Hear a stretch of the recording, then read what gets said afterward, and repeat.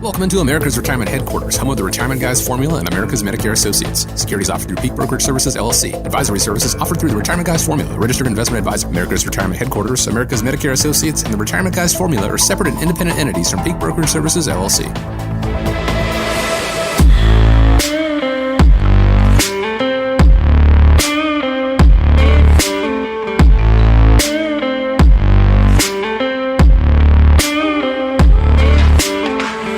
Welcome you into, and thank you so much for joining us here on America's Retirement Headquarters, home of the Retirement Guys Formula and America's Medicare Associates with Nolan Baker, Jeremy Breaker, and Chaz Price. 419-794-3030 is the phone number. Once again, it's 419-794-3030, online, arhq.com. My name is Chris Swan. Today on the show, is 2024 the year we see interest rates head back down? Why we recommend that you test your portfolio to make sure it's diversified, and the twists and turns that could ruin the plot of your retirement. All this and more. But first, let me check in with the guys. Happy New Year to you guys. How are you doing today? Good. Yeah, it's been a great holiday season. We had a lot of fun. It was nice having the kids home. It's hard to believe how quick it went, and they're, heading back to college and then back to high school. But had an enjoyable time. Of course, in my house, lots of hockey and. Even coming up on Sunday night, we have our next All-Star event. I'm really looking forward to it. So over at the Stranahan, we're doing an event for our clients and going to the ABBA tribute band. So it should be fantastic. I think I'm going to dance the night away and have a lot of fun. And did you pull your bell bottoms out? I will. There I have them out, and I've got the groovy glasses. It should be great. So I'm looking forward to having an incredible start to 2024. And then on Monday is a great day as well. So January 8th, a pretty famous day. I don't know if you guys know what January 8th is. Birthday. Yeah, it's not only Elvis Presley's birthday, but it's also my birthday. So looking forward to January 8th as well. Certainly, the celebration's continuing, and happy early birthday to you, Nolan. Want to thank you guys for joining us and spending time with the listeners as we get ready. Maybe this is the year they plan on retiring, or they really made their resolution to get serious about their retirement. So let's go ahead and dive into it, give them a little bit of that insight. Money, definitely on the minds of Americans, judging from the top searches on Google and other search engines in 2023. Number one on the list was the American dream, not Dusty Rhodes, which includes concerns over saving for retirement. We don't need Google to tell us that people are worried about how they're going to retire, but at what point in people's lives should they stop Googling and reach out to you guys? I love going on the internet and using Google to start some research. And in fact, I'm super biased in the fact that a lot of our results will come up on Google when you're looking for retirement advice. In fact, we try to give advice on this show for predominantly people that are close to or transitioning or in the beginning years of their retirement time frame. So if you haven't got a chance, and while you're on Google, I would encourage you to type in America's Retirement Headquarters. Make sure you subscribe to our YouTube channel. You subscribe to our podcast. And that's another way to stay in the know. But the other time I kind of smile a little bit. And, it's never a good idea to pick on your wife, but if I pick on her, sometimes she'll Google the health symptoms, whether it's my kid taking a hard hit in hockey or it's maybe an illness in the family. She goes into Google, what should she do about a health symptom? And I'm always like, oh my gosh, here we go. What else are we going to find, right? Here we go. So, my kid could get hit in hockey, and it's, of course, take him to the emergency room right away. And I know by walking in the ER, you're going to get a $1,000 bill, or if you Google some healthcare symptom, next thing you know, you're dying. Yep. So I do think that it's a good idea for people to Google information, but there definitely becomes a point where talking with a professional about their retirement can be crucial. And, for me personally, I'd say I break it down in a couple different ways. The first thing that I would say is early adult or starting your career. And I guess, I say that as a father. If I look back and I say, what could I have told myself 25 years ago? I think about the advice that I got from Dad and the things that I heard at the top of the staircase. And, saving and investing in the market was an incredible lesson I got from my parents. So, I tried to teach them that early on and teach my kids that. And I think if you're a listener, if you have, adult children or grandchildren, starting them early on and setting financial goals, creating a budget, understanding saving for the future, building good, solid credit, and exploring investment options such as retirement accounts or 401ks or emergency funds can be good, sound advice. And then, I could say there's never a bad time, but we flash forward to America's Retirement Headquarters.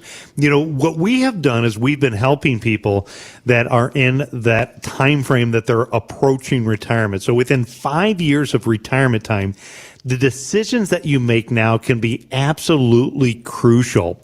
I can think of a couple clients that just recently came in, Matt and Lori. And, Matt and Lori have, let's just say, 5 years until retirement time. And I'm so glad that they came in because one of their goals is they want to retire before the age 65. And as we know, if they have to get health insurance before the age 65, the majority of Americans will go online to the healthcare.gov website and they'll buy health insurance through the Affordable Health Care. Well, that's an income, not an asset test. So by Matt and Lori coming in and starting the conversation, we were able to start talking about shifting and directing money towards non-countable income sources to fund those early years of retirement. So their health insurance actually could be a lot more affordable by doing that ahead of time. And, if they would have came in right at retirement time, our options maybe would have been less for that. So approaching retirement, close to retirement, and also looking at, when you have life changes or unexpected events are the advice that I talk about when it's a good idea to not just Google it, but either, pick up the phone or sit down and talk with a professional. Yeah. Well, I think that's a good point that you bring up is that how many times would you say we've lived our 60s and our 70s as financial advisors, or how many iterations have we, went through when we talk to people about their goals and what they're going through and some of the challenges that they face as a financial advisor, having hundreds of clients, 500 in your case, Nolan, I know, or more. You've lived your 70s 500 times, in 60s 500 times. And so that way we know what to expect in a certain aspect of retirement. And so I don't think there's ever really a bad time to talk to a financial advisor for that reason alone, is because we can help give you perspective. We can help you see into the future almost. And so to help you avoid a lot of those big, issues and that people tend to run into, you call them pitfalls. And also I think it does have to do with the major life events. Anytime there's something major that happens to you, marriage, unfortunately divorce, kids, graduation, college, things like that, it's a good time to reevaluate your situation. And maybe some cases you're getting a raise. In other cases, we need to find some cash somewhere else to shore up some insolvency there. And then the last thing I would just mention is if, it comes down to lack of experience or complexity in your financial situation, similar to when we were joking around, what, sort of medical advice can you really get online? I mean, yeah, does it say that maybe you need to have something done, but are you going to go out and start cutting on yourself? Probably not. So a certain level of expertise and complexity that goes into it. It doesn't hurt to Google and kind of give you some ideas and come up with some questions maybe to ask your financial advisor. But if you don't have the experience and the know-how, you're really just enough to be dangerous. There's a reason for that saying, is because you can really hurt yourself. But, when we look at it, though, I'd say on top of that, if you look at, the internet, you look at Google, I mean, we've got so many great things that technology helps with artificial intelligence. It's pretty neat. Some of those tools and resources, you using those to Google to improve your portfolios, to improve your odds of success, can dramatically help you. But again, just like I was joking earlier, if you Google a healthcare symptom, almost every time it feels like you're going to die, right? Yeah. Something immediate, imminent, it is bad. The same is true when you look at it, when you Google, different financial terms. Articles are driven based upon fear and greed, and those articles lead you to make short-term decisions. I can't tell you how many articles people have sent to me over the years and said, hey, can you watch this 45-minute video that talks about the global collapse of the U.S. currency? Or can you read this article that talks about how I should invest all of my money this way? It gives me their opinion. And I always say, well, just skip to the end and tell me what they're selling, because that'll oftentimes tell you what's on there. The good thing about sitting down with the professional is, just like the results of looking at medical things aren't always deadly, when you sit down with a professional, you get a second set of eyes, a human being that can be a sounding board and can actually show you, well, if you did this and you switched that and made a little bit of changes here, it's actually not as bad as what you thought. Yeah, and it's not just any professional, it's the right professional. You want to have someone like that knows Social Security in and out. Yeah, true. And making sure that you've vetted the advisors before you take anybody, because I think there's 800,000 advisors out there. That term is kind of used synonymously across a lot of different aspects of our business, and so making sure like what you're describing, fiduciaries, making sure that we are not necessarily there to sell you something, but we're there to prove to you why this decision makes sense. I love Google. I think Google's a great tool. But I know for myself, I've been in the last month to the eye doctor. I need a follow-up with my cardiologist. I've been to the gastrointestinal doctor. And sure, I could Google the symptoms, but much like in our profession, we can take a look at, the blood work, for lack of a better term, getting behind the scenes. You can Google stuff, but you can't.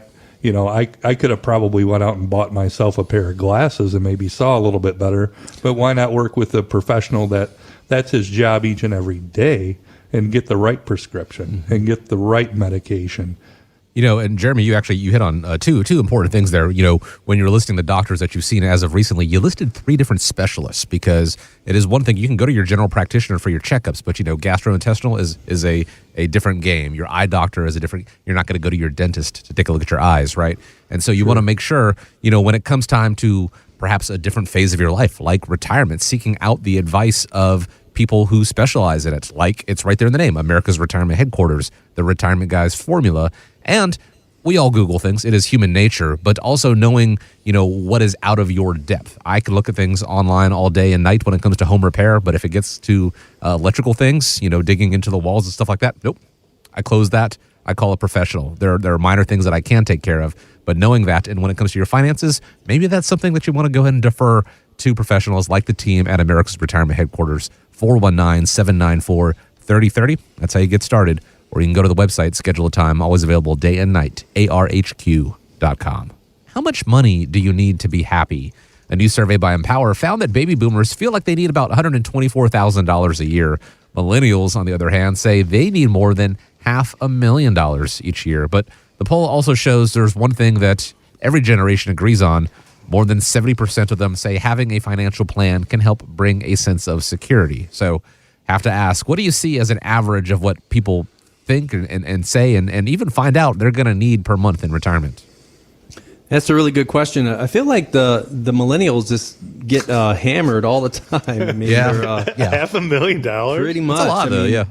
It's quite a bit of money, and I don't know. There's a lot of factors that could be influencing some of their perspectives and that that category and needing that much money. It could just be the fact that, which I've always thought is, I'm not a millennial, but just the economic climate that we came up in. Started investing in 2000, 2001, the tech wreck, the Y2K phenomenon, and then market was pretty good through some of our working years, and then 2008 and 9 happened again, and then we lose 40-50% of our 401k, and we fire back up, and now we're facing COVID. And so some of those folks maybe have just come into investing during some of their peak earnings years in the Great Recession, the COVID-19 pandemic. So that may be part of it. Cost of living, my wife and I recently got married and we're looking for housing. And I think I was listening on CNBC, reading some things. Housing prices have grown by almost 50% just in the last couple of years. So that is an expectation that I think that they're projecting out into their future, needing more expensive housing. Plus, they probably do have quite a bit of student debt. I know that's a big area that the current administration has tried to help to eliminate, is knocking some of the student debt down. And it could also then just be generational values that tend to value experiences and traveling and hobbies and over material possessions, where I sometimes think maybe the baby boomers, I think of Harley Davidson and cars and, the big, engines and big houses and things like that. So there's a lot of it that goes into it. But the beauty of working with a financial advisor, kind of dovetailing from the previous segment, is that whatever that retirement dream that you have is, which is different for everybody, but whatever that retirement dream that you have, it's really just a simple calculus. We back into how much you need based on what you plan to spend and what your other sources of income are. And I think personally, after having done this for almost 25 years, I think that people sometimes think they need more money than what they end up needing. And it's good to plan for more. But some of the observations that I see why people think they maybe need more money than what they do. The first one is that you're not going to spend exactly what you're spending now. And I don't just mean lifestyle. I mean, think about your FICA taxes first and foremost. That's 7.5% that you're not getting of your check. Then we're talking about your 401k spend, maybe even some mortgage expenses or housing expenses, maybe even childcare. So just from the naked eye, at first blush, you hear and you Google and you see I need 10 times my salary or something like that, but to retire as far as a comfortable amount. But when you actually do the numbers, Nolan, I think that most people are going to be surprised at what their actual spending is going to look like. Especially if you plan on spending in different amounts throughout your retirement years. That would be one of the observations I'd see is probably not going to need that much as what you think. Yeah, I think you do a great job when we're in meetings and you're talking to people about what their average monthly income needs are. I'll use the word paycheck to paycheck, right? Now, we have heard probably on numerous different shows and articles about how the average American lives paycheck to paycheck. Now, what I mean by that is, not necessarily just living paycheck to paycheck, but they get used to the income that they have coming in. So again, they could be great savers, meaning they could be maxing out their 401k. They could be putting money in their Roth IRA. Maybe they have great cash value, but they have a paycheck that comes home after all of those savings are put aside. And that's the number, I think that's a starting point that somebody typically uses. So if you look at that, if that's the paycheck that you live on after you save money and put money away, cover all of your insurances and your other needs, that's kind of the amount of money that you could start with basing your plan out in the future. Because it's been my experience in working with hundreds of families over the course of 30 years is people get used to a lifestyle that they have. Mm-hmm. They're going to live the lifestyle that they're accustomed to. They're still going to go with their neighbors and go out to restaurants or take those bus trips or go do fun things together. They actually might have a couple of more opportunities to do that if they're not working the 9 to 5. So you could break that even further down into what you refer to as the go-go years, the slow go years, and the no go years. So, in those early years of retirement, while you and maybe your spouse are healthy, you're going to take those trips that you wanted to do. Maybe you've had that bucket list item of taking the kids and grandkids to Disney World. Maybe it's the Viking River cruise, or maybe it's, watching just the grandkids and spending more time, at their house. Those are the years that you're probably going to need, more money for fun stuff. And then my experience has been when my clients get in their 70s and 80s, they begin to slow down, They're typically having the kids come to them for the holidays.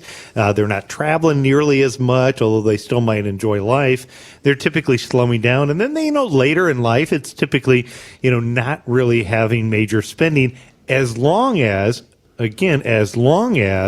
they have a solid healthcare plan in place that's designed to protect them from major healthcare expenses. So, those people who don't have a plan for things like long-term care can end up having major expenses and major monthly needs later in life during those no-go years if they don't have a plan in place. So you kind of want to break it down And one of the great things that we can do here at America's Retirement Headquarters, if you don't know what your numbers are, and not only by sitting down with a professional like Chaz or Jeremy or myself, we can help you figure out what those numbers are.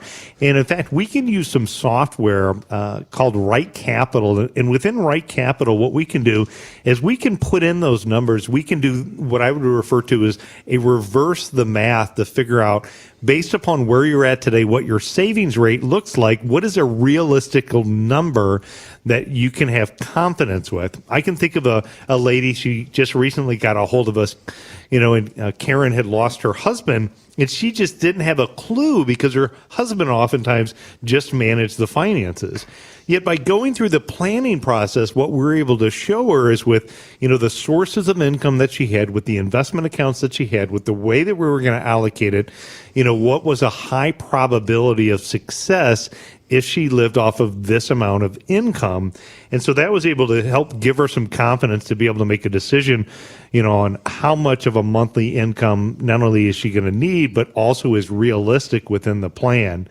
And the great thing I think about working with us is we're going to take that comprehensive approach of going in and looking at all of the numbers to help you, assess your current financial expenses, your living expenses, factor in things like inflation, consider your lifestyle. We look at things like health insurance and healthcare costs, or, what if tax rates go up in the future, identify some of those sources. And, something that you do, Jeremy, a lot of times is help with the gap. We'll see people make mistakes with their sources of income. For example, drawing Social Security early, which may not be the best approach because they need to bridge the gap from when they retire to, maybe when they go on Medicare, or maybe when they're, fully eligible for their max retirement benefits on Social Security. Even down to helping them adjust that plan is helping, ways to figure out how to figure out what their income needs are. Anything that you would say or pointers that you give when you're looking at how to figure out income needs in retirement? Well, a couple of numbers stand out to me. Number one, if you talked about reversing the math, and for the millennials, that would mean having about $16 million in retirement savings, which probably is a little unrealistic. The other thing I see is kind of another number that stands out to me is it said 70% of those people would agree that having a financial plan would help them. Well, I don't know what the statistics are today, but I remember back when I started in the business, it was about 5% of Americans actually worked with a financial planner. And so I think if that number's at 70, which I probably don't think it is, that would be one way for you and the listening audience to get a hold of us and develop that financial plan. And then the last thing, I think a bit of a piece of advice is somebody told me a long time ago, it's not how much you make, it's how much you can save. Pretty valuable. Also, how much you can keep in retirement. Tax is also a major factor. It's not one thing about the income. It's not about healthcare. It's not about taxes. It's how it all works together and how it can work against you if you don't account for one or the other. And that is why you get, that comprehensive retirement strategy when you work with the team at America's Retirement Headquarters. Again, the Retirement Guys formula and America's Medicare Associates goes hand in hand, figuring it out, making sure all the T's are crossed, all the I's are dotted as you enter into retirement, regardless of how much you're going to need or how much you think you're going to need. I'm going to say, as someone who is barely a millennial, I've never once thought I need $500,000 in my retirement. I mean, that would be great, but it really comes down to your personal circumstances and sitting down with the team. 419-794-3030 is the phone number to do that, to get started, or going on to the website, arhq.com. Have you made any resolutions? According to a new survey by Forbes, almost half say theirs dealt with improved fitness, improving finances right behind at 38%. Sort of like these guys on TikTok. 2024 is going to be my year. This is the year I turn it around. I'm going full paleo for 2024. I'm not even sure what that even means yet, but I'm committed. Cold plunging, sauna. These are words that I'm going to use regularly in 2024 because it's going to be part of my health regimen. I'm not holding back. No goal is too big. Like here's a fun one right here. Climb Mount Everest. Am I going to do it? I don't know. I don't know. Maybe not. But I wrote it down. Well, they're certainly setting the bar high. But here's the thing. About 43% of resolutions, they're abandoned by the end of January, primarily because people they're not being held accountable to anyone for keeping it. If somebody who is in the retirement red zone came into your office, do you hold them accountable to help make sure their goal is in fact achievable? Having a financial coach and having somebody help keep you accountable also goes a long way in our business too, especially when you look at the fact that 43% of those resolutions are abandoned by the end of January. So if somebody's listening and they have maybe some financial resolutions, what are the ways that you're working with them to help keep them on track with their financial goals? Well, I think one of the ways that we help our clients stay on track with their financial goals is, first of all, setting, I don't want to say not easy, but attainable goals. I guess we could probably use the SMART acronym, just making them very specific and measurable. And we have the ability to do that on our financial planning software. It's actually one of the tools that I think our clients appreciate the most, in that before we leave, we'll set probably 6 or 7 things that the client needs to attain, or at least try to achieve, between now and our next meeting, whether it be March or 3 months or 6 months or whatever it may be. And I think just kind of giving them the basic construct of what we're working towards and having it in writing, I think, is what really the power of goal setting and goal attainment, where that actually comes from. That's just kind of something that I was taught as an early age. My grandfather was big on setting and writing goals, and so I've kind of imported that into my practice. And not to say that they always come, completed, the goals. It's like a little bit of homework, but at least they know we care, and it's really not what we want. It's what they tell us that they want to achieve. And so that's something that your financial advisor can absolutely help you do.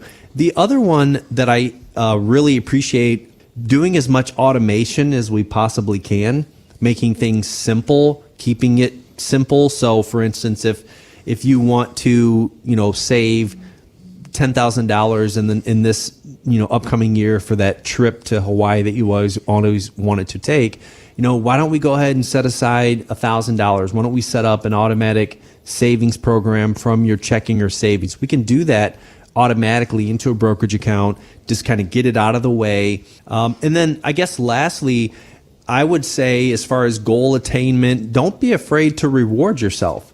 And if you achieve some goals, I think you're entitled to be able to enjoy, the benefits, reap the benefits of how far you've gotten, and kind of just sit back and maybe enjoy a nice dinner with the wife. And hey, we're halfway to our goal.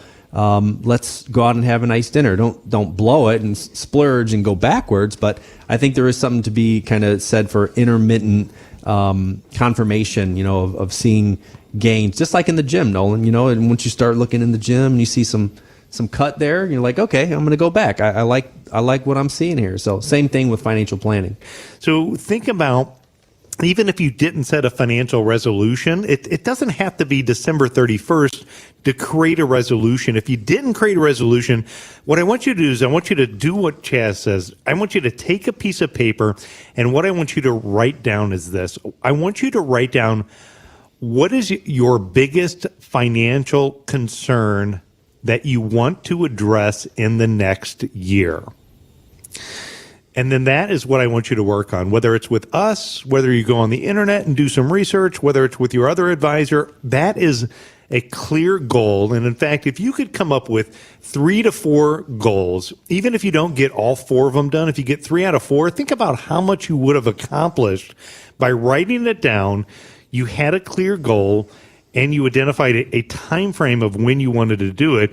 And then you could seek somebody to help keep you accountable. It's been said before, the seasonal help at gyms, it's not your typical retail where you think, late October through the end of December. Theirs actually is in late December through probably February, maybe March. And that is because that is when people, they do come in and they make those resolutions and they hit the gym as soon as possible. And then those numbers dwindle down. As we said, about 43% go by the wayside just by the end of January alone. The ones that succeed are the ones who have that accountability buddy. If it is a friend that's urging them to meet them at the gym at 5 in the morning, or a personal trainer, the same sort of thing when it comes to your finances, by being able to check in and not just hold you accountable, but show you the progress that you're making, these tangible results. It can go a long way to making sure that your goals are not only achievable and attainable, but also successfully achieved But it all starts with picking up the phone and scheduling a time to speak with someone like the team at America's Retirement Headquarters, 419-794-3030, or go to the website arhq.com. The latest inflation number is at 3.1%, which is way down from the high in June of 2022, 9.1%. And with that news, Wall Street is hoping that this year will be the year that interest rates start coming down. Here is former PIMCO chief economist Paul McCulley on CNBC. The Fed is finished tightening. That's the big issue. The debate now is all about the timing and the magnitude of the easing cycle to come. And we'll be starting the new year, I think, with a warm and fuzzy tone, but not an urgent tone from the standpoint of cutting. Now, if he's right, will this result in a decrease in some of the attractive rates that we've seen lately in CDs, money markets, treasuries, and annuities? Guys, can our listeners lock in the best rates if they take action now? I really think now could be one of the best times to lock in fixed interest. Obviously, the Federal Reserve has come out and they've talked about their projections in the future. Most of the indication that they've given is they plan to not raise more rates. They plan on potentially looking to lower rates at some point in the future as these inflation numbers cool down. So this could be an optimal time to be able to lock in some of the rates that are out there. And I had a conversation with an older couple. They were in their 80s, and we had talked about various options for locking in interest. And there's probably not one wrong answer I told them on whatever they picked, because if we looked at what they were currently in, anything was better than what they were getting now. So, folks, if you have not upgraded your checking, savings, money market accounts, old fixed annuities, or you have lazy assets, really now can be one of the best times, again, in 20 years to be able to consider what your options are and be able to lock in rates. Back to this couple that I was talking with, Chuck and Sally, we'll call them. And they're in their 80s, and they were talking a little bit about the fact of they didn't know how long it was going to be that they were going to continue to be here. I'm hoping they're here for a long, long time. And so we had gone through the short-term investments, and we had gone through the longer-term investments. In fact, you can lock in an interest right now at some of the insurance companies of America for 10 years. And, the initial thought process that they had is they said, I'm not going to be here 10 years. And I said, well, you may be surprised. I think I'm betting on one of the two of you being here for 10 years. But in the event, with an insurance contract, if you look at the fine print and understand how the product works, God forbid, like if the husband had purchased this 10-year contract, he's locked in for that fixed rate interest for that 10 years for that time frame. Again, it was in that 5 to 6% range is what the interest was that he could lock it in. So if interest rates go down in the next 3 or 5 years, he's locked in at the higher rate. This is something that he could take a chunk of money and set it aside. Of course, you have to look at withdrawal features, surrender charges, and things like that. But, one of his concerns was, well, what if I passed away? If he passed away, this particular contract said his wife could do one of two things. She could either take it over, if, again, she being the primary beneficiary. She could assume his account. She'd continue to get paid that interest as a spousal assumption. Or she could cash it out and take that money and do something else with it. So, again, there's no penalty upon death. So it is important to take a look at those, because on the surface, what they originally thought is, let's just put it in a money market account. And, again, as I pointed out earlier, I don't think there's a wrong answer with anything. Anything was better than the interest that they were getting paid before. But the disadvantage of locking it in short term is that short term, when interest rates go down, they're going to get paid less interest whenever that investment rates go down in the future. So, you want to consider when you're going to need it, liquidity, features like that. But now, in my opinion, unless there's a shock to the system, which can happen, we see shocks to the system that happen, but unless there's a shock to the system, now may be one of the best times to lock in these high rates. What do you guys think? I'm a little bit torn on it, because I feel like the question is a little bit of a loaded one, in the sense that you have to assume that you do one or the other. Like, you either are in an equity or a bond, and I think for everybody should always have some component of their investment portfolio in something that's fixed. the main goal being a return of my money, not necessarily return on it. So whether that is a bond or a fixed annuity or cash or money market instrument, there certainly is some advantage to having this money that you know can't lose and that's going to be there for you, worst case scenario. That being said, I do think there's an opportunity, couple things with bonds right now going on. One, again, is the fact that we haven't seen a measurable rate like this in the last 15 years. I know on an earlier segment, Andrew was in, you're like, hey, bud, interest rates haven't been this high since you were born, so it's definitely something to take notice of. But in my head, the reason that interest rates have gone up so much is primarily because the fact that, or I should say they're actually on their way back down. Interest rates were artificially propped up there by the Federal Reserve, and now they're actually on their way down because for some of the same reasons that you're citing is that people are getting while the getting's good. My mom would always say that, get while the getting's good. If the interest rates are high, go ahead and lock it in. But from a contrarian perspective, as these interest rates start coming back down, and yes, you want to lock in a fixed interest rate while the getting's good, a lower interest rate is actually going to be better for the stock market. Generally speaking, lower interest rates like we experienced in the last decade have been an exceptional tailwind for the equities. And so, not so fast, my friend. As Lee Corso would say, don't rush and put all of your portfolio into bonds because a 5% interest rate, although it might seem attractive, when you look at it on a real basis, and even taking an after-tax perspective of it, your real rate of return with inflation is really closer to like 2. Stocks in equities have historically been a great inflation killer, especially dividends. And so I'm not so sure. I mean, yes, in one aspect, we always want to have some money in a fixed rate. If you haven't upgraded your fixed income, give us a call and we can help take a look to see what's available. Is it short? Is it long? But as these interest rates continue to come down now, as people are flocking to bonds, I wouldn't necessarily be looking at a bond. I'm actually would be more interested in what's the impact of an expected lower interest rate in the future going to do to the stock market, because we've seen this rip your face off rally that's occurred as a result of the 10-year treasury going from 5 down to like under 4 right now. That's where I might be looking for the opportunity in addition to whatever I already have parked in my safe bucket. Right. When you talk about different buckets, you mentioned the safe bucket. I think what I look at as far as, from an overall financial plan in our independent income system is knowing what your safe withdrawal rate is. And if you don't know what that is, give us a call. We can help you look at that number. But if that number is, let's just say for easy math, it's 3.5%. And if you can get 5% in a fixed rate, you're outpacing that number. So if it's again one of those situations where it shouldn't be all or none. Because I think the question was, is now the good time to lock in the fixed rates? The answer is probably. So I think if you take a look at that number, and in the case of somebody that's in their 80s, if they know that their safe withdrawal rates in the 3s and they can lock in 5 for the rest of their life or life expectancy, I think that might be a good way to go.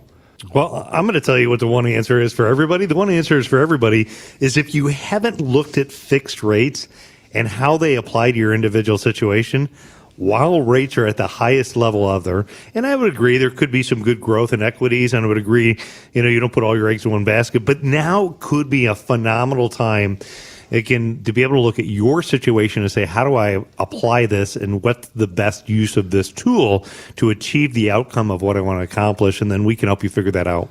We've spoken many times here on the show about timing the market, the perils of trying to do so, how it's a fool's errand. On the other side of it, we seem to be at a tipping point when it comes to interest rates. They've held steady for the past couple months. All signs seem to indicate they're going to be lower in the future. Knowing what opportunities lie with the rates being as high as they are and with them going down in the future, how to take advantage of both of these things as it pertains to your plan. Well, that is where speaking with someone like the team at America's Retirement Headquarters really comes into play. Threats and opportunities, as they talk about so often. Figure out what the opportunities are right now, what the opportunities will be in the future with lower interest rates. It all starts with that phone call, 419-794-3030. And the website is arhq.com. And speaking of threats and opportunities, as we hear financial people use the term diversification, which basically is you should be invested in different areas so that if one goes down, another might go up. In other words, don't put all your eggs in one basket. A recent article that I read, guys, suggests that you should also diversify your income sources, get paid from more than one place. A lot of us, we're going to have Social Security and some type of savings. After that, what else is there? What should we be looking at? You know, I really like this topic a lot when you're looking at more ways to diversify your income. You know, let's, first start with the word diversification. So to me, I would think that there actually is pros and cons when it comes to diversification. And here's what I mean by that. You know, the thought process is you put a little bit in everything and hopefully more go up than down. And so you don't lose money. And, the flaw in that is I think there could be a lot of areas like that I would look at that would demonstrate risk. And to me, if you just look at the most basic format of put a little bit of money in everything, that doesn't make a lot of sense to put money into categories that you feel have risk. So giving you, again, another specific example is, as interest rates went down to next to nothing, there wasn't a whole lot of opportunities, I think, for any growth potential, and bonds had an interest rate risk. So if you listen to past radio shows or YouTube, broadcast, you'll hear us talking about, the interest rate risk. We're a traditional asset allocation model. In fact, if you have like a target date fund in your 401k or your investment account, you're the one that I'm talking about that's at risk right now. And, that is what I would refer to as like a buckshot approach. So a buckshot approach is like, again, taking a shotgun and blasting off a bunch of shots, and hopefully you hit something. So I've served in the United States Marine Corps, and when I served in the Marine Corps, we either hit bullseye or nothing. So you either hit your target or you missed. And so in using with that sniper shot approach of, again, shooting downrange to hit your target, you want to be also very specific. I'm not saying diversification is not a good thing. It is a way ultimately to reduce risk. But when you're looking at diversification, what I want you to do is I want you to start thinking about it more as a sniper shot approach. We can use this on ways to diversify your income. So you could take a sniper shot approach and you could selectively pick out like a quality basket of blue chip dividend paying stocks, something that provided predictable income. That would be one way to diversify your income source. You could take a sniper shot and you could look at things that are non-correlated assets that aren't in the stock market, things like we've talked about on the other shows with, how high some of the fixed rates are. And you could take a sniper shot approach of picking some of the accounts that provide great income now with high fixed rates and ladder that out over different time frames. You can take this sniper shot approach and you can look at even diversifying your income even more. Chaz, you do a phenomenal job. So a lot of times people will come into our office and what I'll see is that they own the same investment accounts in their IRA, in their non-retirement account, and in their tax-free Roth IRA. And it's just like, I scratch my head because even within that, when you're looking at diversifying income and you're looking at, different strategies, that diversification needs to also be true on where you own which investment. And the asset location is also crucial on having that sniper shot approach of putting it together. So when you're looking at other sources of income, at the end of the day, just remember at retirement, all roads lead to income, and diversification can help and also it can hurt you. And you need to look at your individual situation and figure out how it can apply. Our methodology of where there's different threats and opportunities, we talk about it in the approach called the independent income system. And within that approach, we walk you through the ins and outs of where there are different threats and opportunities. So that's what I would tell you on different ways to diversify your income. What about you guys? What would you say? I'd say real quick, you're spot on. I would just say, obviously there's those those opportunities for people that can maybe leverage some of their skills like hobbies or woodworkers, or I know Scott built this, studio basically by hand. So he's handy. But for guys like me and gals that, push paper, that may not be an option. So what I would say is, income to me also, it means an absence of an expense. So to increase my income, I can either work more, my money can work harder, or, I can spend less. And so there's going to have to be a combination of all the above. Also looking at investment options like annuities, for instance, or what we call lifetime income guarantees that give you, an investor, the ability to make a contract with an insurance company similar to the way that you do with insuring your home. If something bad happens, what can you do for me? How will you protect me? An income guarantee from an insurance company does a similar service in the sense that if you, for whatever reason, end up not having enough money or, are fearful of running out of money, the insurance company kind of can give you a backing and some guarantees to say this amount of money will never run out. That, along with Social Security, is kind of some of the thoughts that I have on diversifying your income. It all comes down to finding the right blend for you, because here's the truth of it. Even though you are retired, you're still going to have monthly expenditures, stuff that is going to happen every single month. Maybe your mortgage is paid off, but you got to have utilities, you have to eat and fuel and things like that. So having that covered at a minimum by guaranteed income can go a long way to, I think, giving people that confidence as they enter into retirement. Social Security is one of those components. Perhaps using something like a fixed index annuity for a portion of your retirement. Again, perhaps, and a portion goes back to what we said earlier. Don't put all your eggs in one basket, but to figure out if they can work for you or what strategies can work for you to provide that guaranteed income and how go about setting it up. The team at America's Retirement Headquarters, they are here for you. Just take that first step and reach out. 419-794-3030. Once again, 419-794-3030. You can always find them on the web as well, arhq.com. I want to thank you, as we always do, for spending some time with us, spending the new year with us. Again, if your resolution is to get serious about your financial planning, reach out, arhq.com. Please have a great week ahead of you. Make this a great year. Guys, thank you so much for the time. And as we wrap up, I want to leave you with the final word. Yeah, just have a great week. And remember, when you think retirement, think America's Retirement Headquarters. It's home of the Retirement Guys Formula and America's Medicare Associates.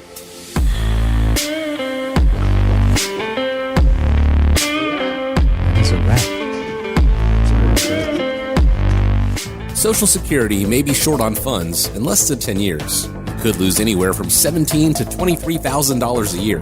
Younger generations will soon make up over 80% of the voting electorate. Will they agree to higher taxes to fund Social Security for boomers? Or will they ask boomers to pay their fair share? Does this mean you'll have to work and save longer? Now, what if I told you that Nolan Baker of America's Retirement Headquarters is one of the select few advisors in the country that has access to the Social Security risk score? It's a tool that can tell you the likelihood you'll be impacted by the loss of Social Security. Then, he can show you how he can replace that money you're counting on for retirement. Call America's Retirement Headquarters today at 419-794-3030, and they'll run your personalized Social Security risk score. It's complimentary and can help answer the questions to your Social Security future. That's 419-794-3030 or online at arhq.com. The Social Security Risk Score is an independent, nonpartisan diagnostic tool that is not connected with, affiliated with, or specifically endorsed by the United States government or the Social Security Administration.